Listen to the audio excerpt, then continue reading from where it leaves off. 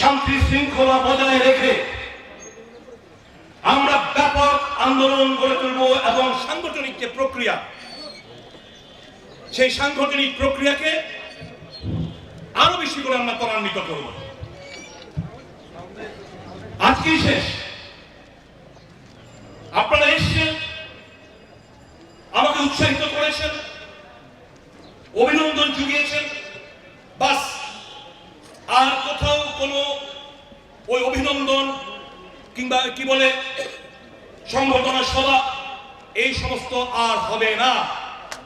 একটাই শুধু কথা, একটাই শুধু কর্মসূচি, মানুষের পাশে থেকে প্রত্যেকটি মানুষের তর্জায় চর্চায় প্রত্যেকটি কংগ্রেস কর্মীদের যেতে হবে, মানুষকে আমাদের সঙ্গে নিতে হবে। सोनिया गांधी बोलेছেন गत प्लेनरी सेशन में, आप लोग जाइए, सीधा संपर्क बनाइए आम आदमी से आप लोग जुड़े रहिए, तभी कांग्रेस शक्तिशाली होगा। আমি বিশ্বাস করি সোনিয়া গান্ধীর এই মন্তব্য আপনারা প্রত্যেকটি কংগ্রেস কমিউনিস্ট তাদেরকে উচ্চুত করে রাখতে চলবে না। আমি সেই পলিসি, আমাদের দল সেই পলিসিতে বিশ্বাস করে না। গণতান্ত্রিক পদ্ধতিতে আপনারা ব্যাপক আন্দোলন কর্মসূচি প্রদেশ কংগ্রেস খুব শীঘ্রই ঘোষণা করবে। আমরা মিটিং করব খুব শীঘ্রই, আমরা লাগাতার কর্মসূচি ঘোষণা করব।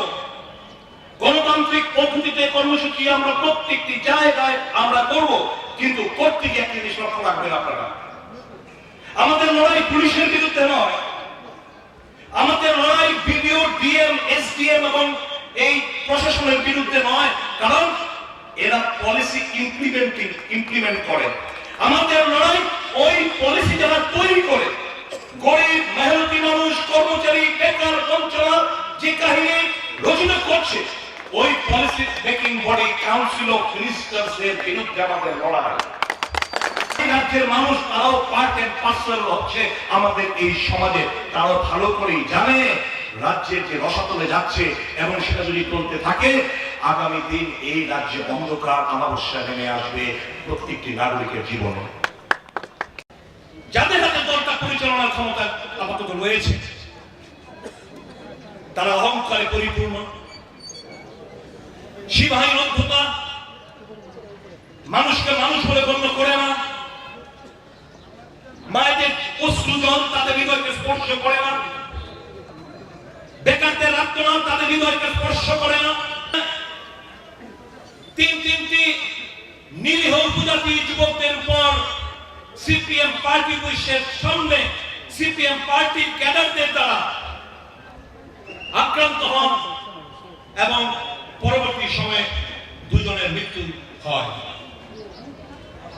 কি চাইছে ওরা? এই যেহেতু এই আক্রমণটা সিপিএম সংগঠিত করেছে, উচ্ছৃঙ্খল ক্যাডার সংগঠিত করেছে, ওই ক্যাডারদের বাঁচানোর সবচেয়ে প্রধান কর্তব্য দাঁড়িয়েছে প্রশাসনে।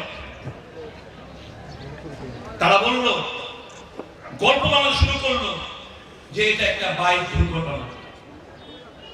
কি অপরাধ ওই একটা দোষী দুজন উপজাতি রমণী যাদেরকে রাতভর সিপিএম এর ক্যাডাররা গণধর্ষণ করেন, জঙ্গলে ফেলে রেখে চলে যান। পরবর্তী সময়ে আসামিদের বিরুদ্ধে প্রয়োজনীয় পদক্ষেপ না নিয়ে বলা হচ্ছে যে ওই দুজন উপজাতি রমণীর নাকি চরিত্রহীন।